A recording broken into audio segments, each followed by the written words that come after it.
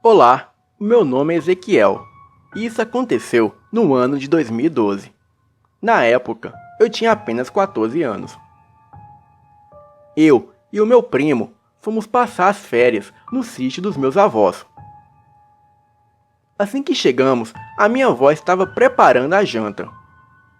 Na roça, as pessoas têm o costume de jantarem cedo, por volta das 18 horas. E logo que jantamos, fomos brincar.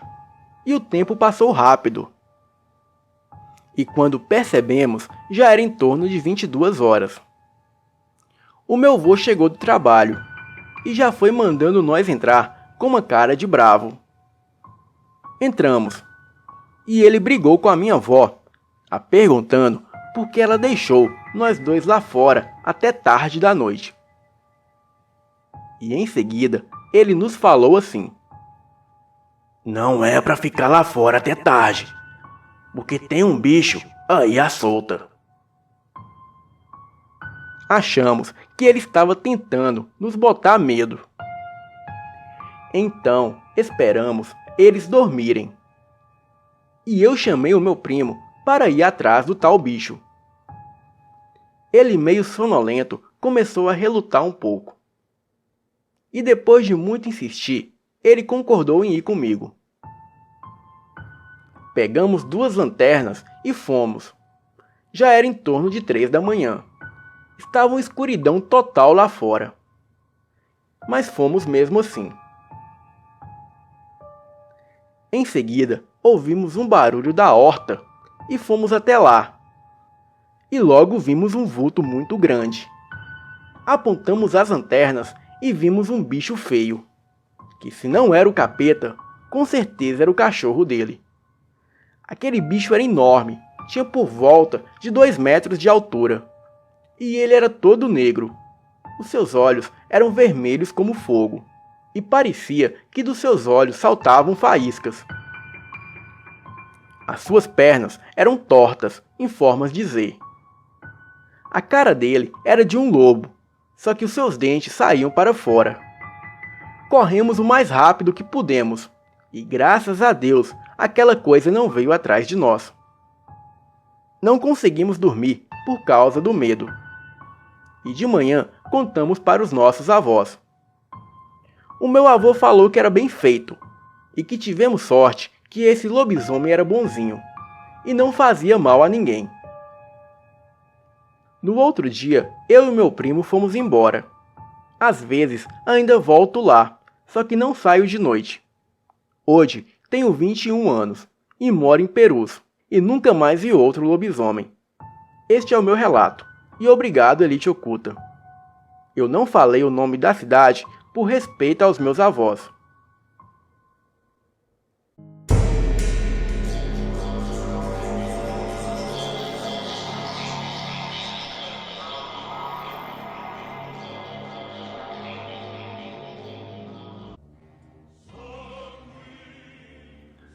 O que vou contar nesse relato não é algo assustador como lobisomens e vampiros, mas eu garanto que não foi mentira, e aconteceu comigo da pior forma. Mas enfim, o relato que vou contar aconteceu no ano passado, e em época de festa de fim de ano. Eu tinha o costume de ver uma criatura de vez em quando. Eu não dava muita bola, porque achava que era coisa da minha cabeça. Bem, até o dia 1º de janeiro de 2018, exatamente à meia-noite, os fogos começaram para comemorar o ano novo. E a minha irmã logo disse: "Vamos lá fora para ver melhor." E assim eu fui com ela. Abri a porta e fiquei olhando. Até que de repente me deu uma sensação estranha. Eu logo olhei para o corredor que tinha na varanda da minha casa. E eu vi ele de novo. Aquele ser era mais escuro que a própria escuridão. Ele não tinha rosto, e muito menos roupas. Eu fiquei paralisado, olhando aquilo. Até que aquela coisa, ao perceber que eu estava olhando para ela, foi embora meio que evaporando. Em seguida, eu soltei um grito e entrei chorando com a minha irmã. O meu pai achou que era um bandido e foi na varanda. Ele procurou por toda a casa e nada encontrou. Eu disse a ele o que eu havia visto. Falei que aquela criatura não era só coisa da minha cabeça. E então ele falou: "Você se assustou com a sua própria sombra?" E todos começaram a rir. Eu continuei dizendo isso a ele por um tempo, mas o único que tinha provas daquilo era eu. E isso nem foi o pior. Depois de alguns dias, a minha casa foi assaltada. E por incrível que pareça, eu saí de casa 20 segundos antes dos assaltantes entrarem. O meu pai estava viajando e a minha mãe tinha saído, e os meus irmãos estavam na rua conversando com os amigos. Depois de um tempo, eu comecei a ter pensamentos ruins e vontade de me matar. E aquela coisa eu continuei a ver de novo. Só que agora eu também o via de dia. Certa vez eu estava saindo para a escola e vi uma figura preta abraçando o meu amigo, que me esperava para irmos junto. Eu fiquei calmo, pois eu já tinha pesquisado sobre eles. Eu só não disse nada a ele porque ele não acreditaria em mim. E então fomos para a escola. Hoje eu não vejo mais essa criatura. Talvez porque eu perdi o medo dela. Mas eu tenho certeza de uma coisa. Aquela coisa está me observando.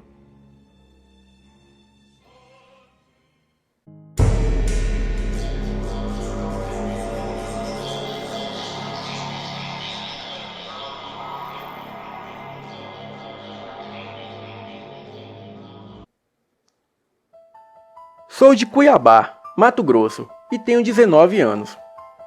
Tudo começou num certo dia, quando uma irmã da igreja veio falar com a minha mãe depois do culto. Eu tinha entre 10 e 12 anos, quando esta irmã disse à minha mãe que teve uma revelação e havia um espírito de bruxa na minha casa. Eu não estava perto nessa hora, e a minha mãe falou apenas para o meu pai. Poucos dias depois, estava fazendo muito calor. Cuiabá, né? E como somente no quarto dos meus pais havia ar-condicionado, eu e o meu irmão acabamos indo dormir lá. Nesta noite, eu comecei a ter terríveis pesadelos com uma bruxa. No sonho, ela abria a porta do quarto da minha mãe e falava que ia explodir tudo, e ficava arrastando as unhas nas paredes, com aquele som infernal e agoniante. E logo após, ela entrou no banheiro, pois o quarto é suíte. Ela se fechou ali dentro e explodiu. Então eu logo acordei suado e, assustado, imediatamente acordei os meus pais. Chorando muito, eu contei o que havia sonhado. Os meus pais oraram e o restante da noite eu consegui dormir normal. Porém, aquilo não havia terminado. Passei cerca de 3 dias tendo pesadelos com essa bruxa e dormindo muito mal. E para piorar mais a situação, eu comecei a vê-la pessoalmente, ou seja, acordado, na minha frente. Eu a via correndo pela casa, arrastando as unhas nas paredes, exatamente como no meu sonho. Aquilo era tão atordoante que a minha mãe teve que faltar no serviço para ficar comigo em casa. A bruxa era horripilante. Ela tinha baixa estatura, cerca de 1,5 m, e era exatamente como descrevem em filmes, com um narigão, queixo grande e pontudo e com uma verruga, e tinha os cabelos todo espetado, como se tivesse levado um choque. E eu era o único que via essa bruxa. Como a minha mãe tinha faltado do serviço, ela pediu para que eu tocasse clarinete para ela ouvir um pouco.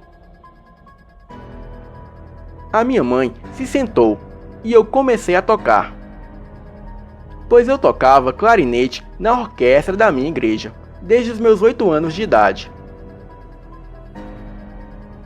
A minha mãe se sentou e eu comecei a tocar. E neste mesmo momento, o chuveiro do quintal da minha casa se abriu sozinho. Ou seja, começou a sair água sem ninguém tê-lo ligado. Eu e a minha mãe fomos lá no fundo verificar e deixei o instrumento na sala. E nisso o chuveiro se fechou sozinho. Porém, o chão estava todo molhado, como se o chuveiro realmente tivesse sido ligado por alguém.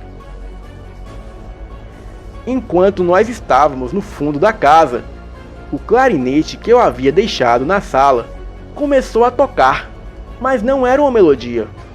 Era como se alguém o tivesse assoprado mesmo, sem nenhuma nota, só aquele som de vento. Isso durou uns 4 segundos, tempo suficiente para notarmos que aquilo não era coisa de nossa cabeça. Logo após isso, a minha mãe orou comigo, e nunca mais vi e nem sonhei com a tal bruxa. Até hoje eu falo e agradeço a minha mãe por estar aqui quando isso aconteceu, porque ninguém acreditaria em mim. Mas como ela viu e ouviu, ela confirma. Hoje tem cerca de 6 a 8 anos que eu não vejo mais nada. Mas isso me deixou muito traumatizado. Este é o meu relato. Boa noite.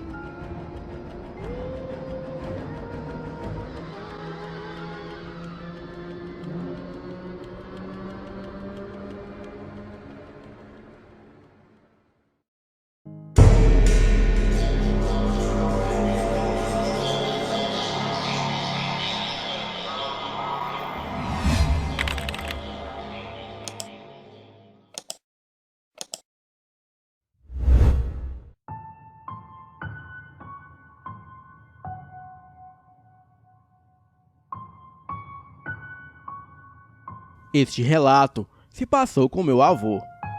Porém, foi a minha avó que contou para a minha mãe, que posteriormente contou a mim e aos meus irmãos.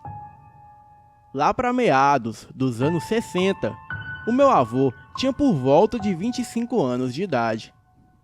E já era um rapaz afundado em dívidas, devido a jogos e a vícios em bebidas e cigarros. Ele havia herdado algumas terras do seu falecido pai e se tornou um homem bem-sucedido na vida, pois era filho único. A sua mãe era de origem europeia e não morava no Brasil. Bem, o meu avô começou a se envolver com jogatinas e desde o princípio a sorte mostrou não estar ao seu lado. Mas mesmo assim, ele insistia em torrar todo o seu dinheiro. E quando o seu dinheiro chegou ao fim, ele começou a vender as terras herdadas. E quando não conseguia vendê-las, ele as apostava. Após perder tudo, o meu avô, sem dinheiro e sem nada para apostar, começou a pegar dinheiro emprestado na mão de agiotas. Mas foi uma ideia estúpida, pois ele acabou perdendo o dinheiro que lhe foi emprestado. Ele acabou se tocando da sua má sorte e resolveu parar com a jogatina. Mas já era um pouco tarde demais, pois além de ter perdido toda a sua fortuna, agora ele devia muito dinheiro ao agiota, que lhe cobrava todos os dias e o ameaçava de morte. Certo dia, esse agiota bateu em sua porta e disse: "Você tem até amanhã de prazo para me pagar tudo que me deve. Se não me pagar, eu mandarei os meus homens aqui armados para te cobrar." O meu avô insistia que não tinha dinheiro, mas o homem não queria saber de conversa.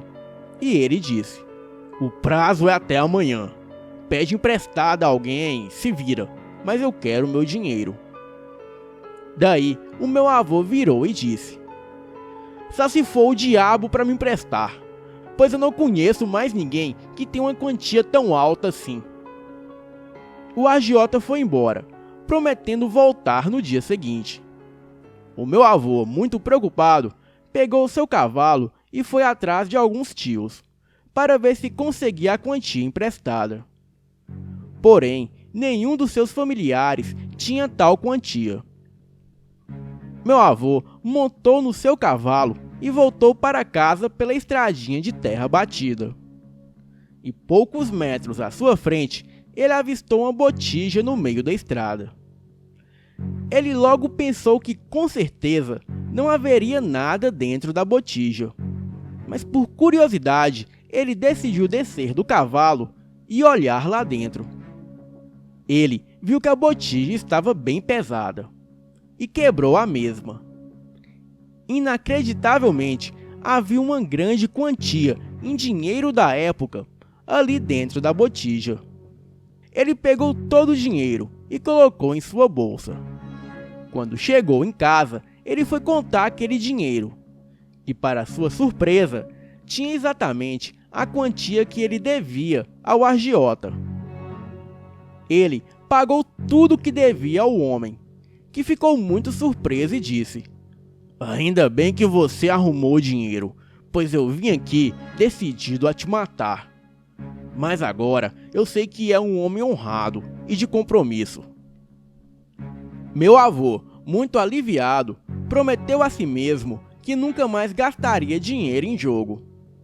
Bem, as semanas foram passando e ele já havia esquecido este assunto. Certa noite, ele estava voltando pelaquela mesma estradinha que ele encontrou a botija. Era tarde da noite e ele voltava do bar em seu cavalo. E foi aí que o seu cavalo começou a ficar muito agitado e a dar pinotes. Meu avô, sem entender nada, tentava acalmar o seu cavalo de todas as formas, mas o mesmo parecia apreensivo. Até que de repente, um rapaz foi se aproximando em um cavalo negro. O rapaz era muito elegante de roupa social, e o seu cavalo era um corcel negro, muito bonito e bem cuidado. O rapaz perguntou ao meu avô se estava tudo bem, e o meu avô disse que não sabia o que aconteceu para o seu cavalo estar tão agitado. E foi aí que o rapaz mandou o cavalo do meu avô se aquietar, e o mesmo ficou muito calmo. Meu avô achou isso muito estranho, mas logo pensou que talvez aquele homem tivesse muita experiência com cavalos. Meu avô perguntou ao rapaz para onde ele ia, pois nunca o tinha visto na região. O homem disse que estava apenas de passagem, e os dois seguiram caminho conversando. Quando meu avô já estava perto de casa, aquele homem virou e disse: "Pois é, José, quando é que vai me pagar aquele dinheiro?" O meu avô, sem entender nada, o perguntou que dinheiro era esse, pois não lembrava de estar o devendo. E o homem disse: "O dinheiro da botija que você pegou no meio da estrada. Lembra que você disse que só o diabo para te emprestar toda essa quantia? Pois é, seu José, eu não te dei esse dinheiro, apenas emprestei, e se você não pagar, virei cobrar mais tarde, e com juros." O meu avô conta que nesta hora que o rapaz terminou de dizer essas palavras, a sua fisionomia foi mudando. A sua pele foi ficando vermelha e escamosa, e da sua cabeça saía chifres negros, e os seus pés se transformaram em patas de bode. O seu cavalo, que era muito bonito e bem cuidado, foi assumindo uma fisionomia esquelética, e os seus olhos se tornaram vermelhos como brasa. Nessa hora, o cavalo do meu avô deu um pinote para trás e saiu dali em disparada, carregando o meu avô. Meu avô já estava em total pânico. Ele foi para a casa de um amigo passar a noite. No dia seguinte, ele procurou um padre, que rezou para ele. E a partir desse dia, ele parou de beber e se tornou devoto de São Judas Tadeu. E por um bom tempo, ele nunca mais viu aquela aparição do diabo. Anos mais tarde, ele se casou e a sua esposa veio a engravidar. Porém, ela e o seu filho morreram na hora do parto. O meu avô acredita que esse foi o pagamento daquela dívida, pois no velório de sua esposa, ele avistou aquele mesmo rapaz no meio das pessoas. E meu avô logo começou a rezar, repreendendo aquele homem, que deu uma risada sarcástica e desapareceu. Anos depois, o meu avô se casou novamente, com a mulher que veio a ser a minha avó. E definitivamente, ele nunca mais viu aquela figura que salvou a sua vida. Porém, cobrou um preço muito alto. Eu acredito que foi melhor assim, pois se o meu avô não tivesse casado com a minha avó, não teria dado à luz a minha mãe, e eu não teria nascido. Ou se o diabo não tivesse emprestado dinheiro para o meu avô, ele seria morto pelo agiota, e daí eu também não teria nascido. E vocês já pararam para pensar que talvez o diabo também escreva certo por linhas tortas? Boa noite.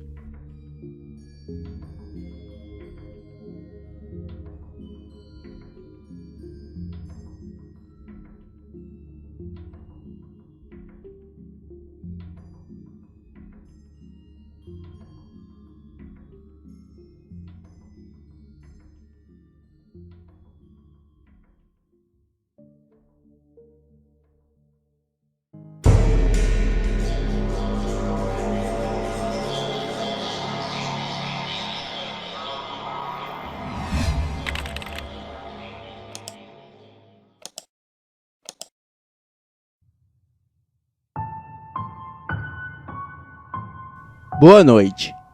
Devido à minha fama como psicanalista na cidade onde moro, pode me chamar neste relato pelo codinome de João. Trabalho em uma conceituada clínica psiquiatra na cidade de São Paulo. E é muito comum eu pegar todo tipo de paciente, desde aqueles que são loucos e juram serem pessoas normais, quanto a outros que são normais e acreditam serem loucos. Bem, se um paciente afirma que é louco, então ele é normal, pois os loucos não têm consciência de suas loucuras, certo? Estou acostumado com casos assim. E isso é muito comum. Alguém normal querer se passar por louco para conseguir das minhas mãos um diagnóstico de paciente insano, que não é apto para o trabalho. Assim, esse paciente consegue se aposentar pelo INSS. Mas em contrapartida, há muitos casos de pacientes completamente insanos, como esquizofrênicos e maníacos psicóticos. Vez ou outra, aparecem aqueles pacientes que se dizem normais, mas que vêm e conversam com espíritos. E muitos deles afirmam até conversar com o próprio diabo. Em casos assim, eu sempre aconselho o paciente a procurar um psiquiatra espírita, hipnólogo que trabalha com regressão de vidas passadas. Geralmente, existem hospitais espíritas que cuidam tanto do lado clínico como do lado espiritual, pois nem sempre o problema é clínico. Mas como a clínica que trabalho não atua na parte espiritual, muitos dos casos eu não posso ajudar o paciente. Bem, certo dia, atendi um paciente que dizia ser praticante de magia. Ele dizia que usava métodos de invocação que ele mesmo aprendeu em grimórios de alta magia salomônica. Esse mesmo paciente falava que via certos tipos de entidades. Porém, só ele conseguia ver, e mais ninguém. Perguntei como eu poderia ajudá-lo nesse caso. E ele disse apenas que eu deveria hipnotizá-lo e bloquear o portal em sua mente que foi aberto. Assim, ele não veria mais nada que não pertencesse a esse mundo. Eu disse a ele que não trabalhava com hipnose. e que neste caso ele deveria procurar um hipnólogo. Bem, já até estudei um pouco sobre o assunto, mas nunca me arrisquei a praticar. Esse paciente virou para mim e disse: "Você não acredita em mim, né, doutor?" Eu, como sou muito direto e gosto de jogar com a mente da pessoa, virei para ele e disse: "Até que você me prove o contrário, não." O paciente, em um tom desafiador, disse que eu estava acostumado apenas a ver as coisas com os meus olhos físicos. Mas os olhos físicos não são capazes de ver nem 0,1% de tudo que existe. Ele me pediu a minha caneta emprestada e me perguntou quais seriam as chances da caneta cair caso ele a jogasse para cima. Eu respondi que havia 100% de chance da caneta cair. Então, neste momento, ele a jogou para cima e, pasmem, a caneta ficou suspensa no ar, sem nenhum truque e sem nenhuma explicação. Eu presenciei aquilo e, espantado, eu perguntei como era possível. E ele disse: "Olha, doutor, o diabo está aqui e ele quer te mostrar que existe." Em seguida, aquele homem se levantou e saiu do meu escritório. Eu fiquei abismado com o que acabava de presenciar e ouvir. E naquele dia eu não atendi mais ninguém. Fui embora para casa e durante a ida eu fiquei muito pensativo em meu carro e disse no pensamento: "Lúcifer, se tem algo a me dizer, apareça e fale comigo, pois eu também tenho algumas coisas a te perguntar." Cheguei no meu apartamento, tomei um banho e fui para o sofá da sala ver TV. Acabei dormindo e por volta de 2 da manhã eu despertei e havia um homem sentado no outro sofá de frente para mim. Era um homem de uns 35 anos, branco, com roupa social toda branca, sem barba e cabelos negros e liso, bem elegante. Perguntei o que ele estava fazendo na minha casa e como ele entrou ali. Ele disse que fui eu que o convidei para uma conversa. E antes que eu perguntasse, sim, ele era o diabo. Não senti medo, mas também não sabia o que dizer. Então, perguntei a ele se aceitava um vinho. E ele disse que se agradaria sim de um bom vinho. Porém, não possuía um corpo físico para se degustar da bebida, pois era apenas uma manifestação do meu consciente, e somente eu poderia vê-lo. Mas ele poderia assumir a forma que eu desejasse. Eu disse a ele que desse jeito estava ótimo. Então, começamos o nosso diálogo. "Como posso te chamar?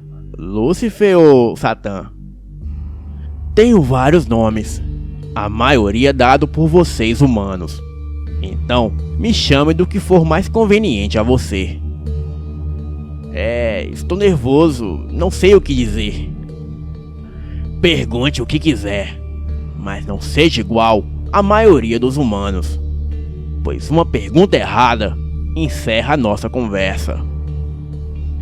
"Ok, Satã, não me leve a mal, mas sempre tive curiosidade em saber qual é o seu verdadeiro propósito com a humanidade e o que realmente você busca para o ser humano, a destruição ou a salvação?" "O meu propósito para a humanidade é que vocês humanos evoluam e amadureçam.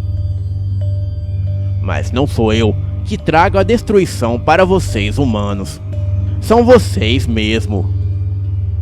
O conhecimento realmente salva.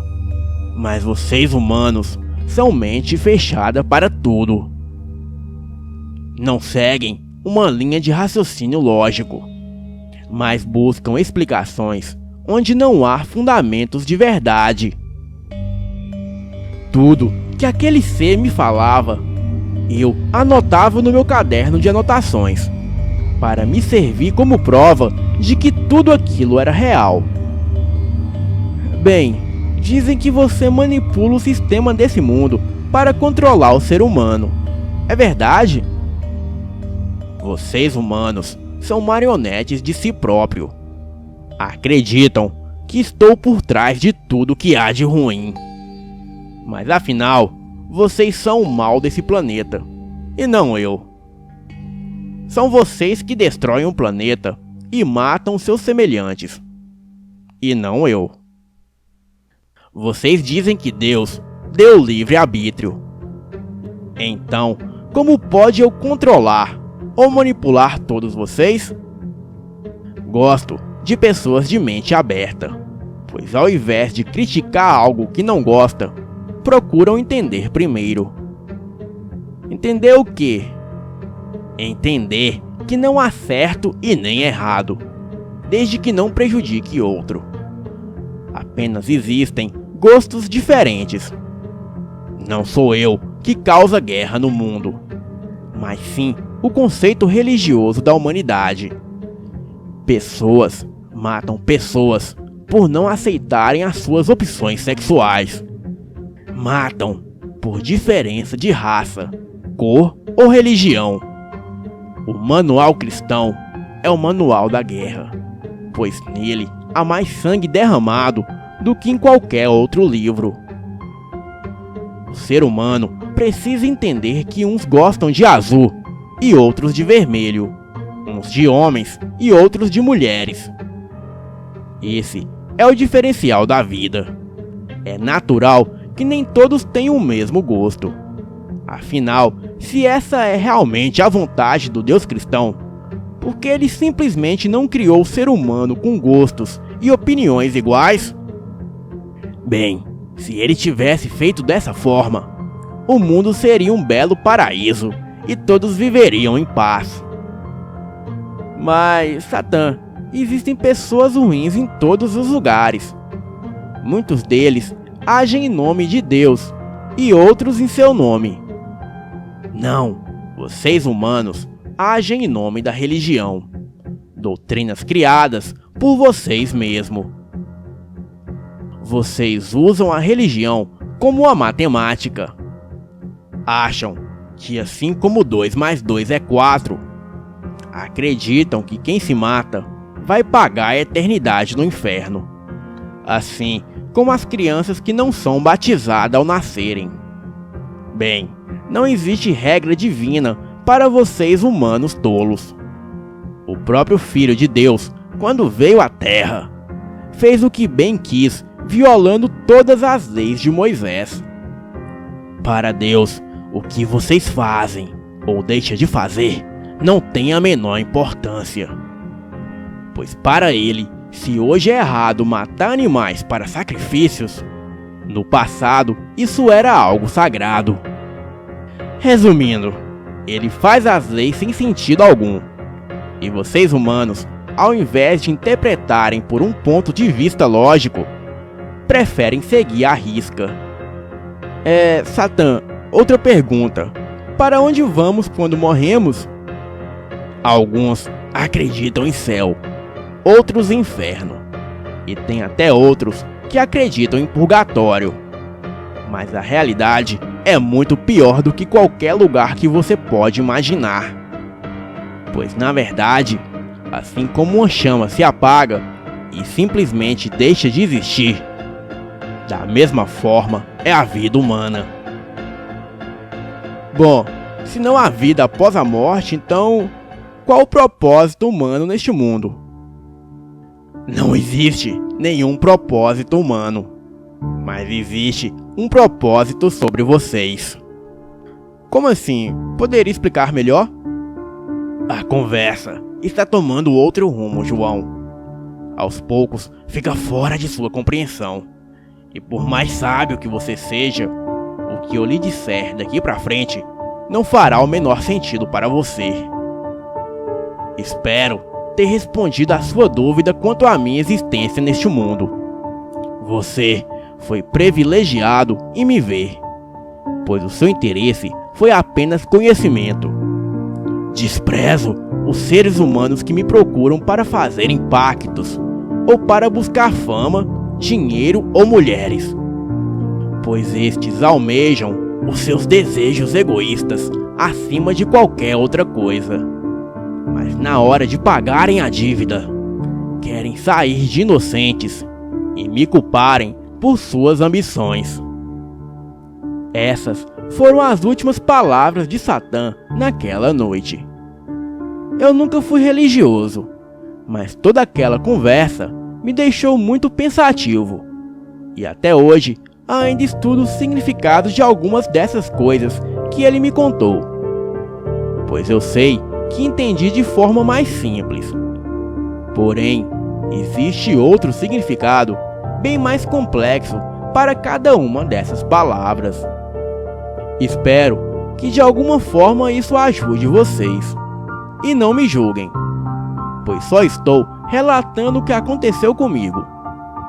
E assim como muitos, eu busco apenas conhecimento. Boa noite.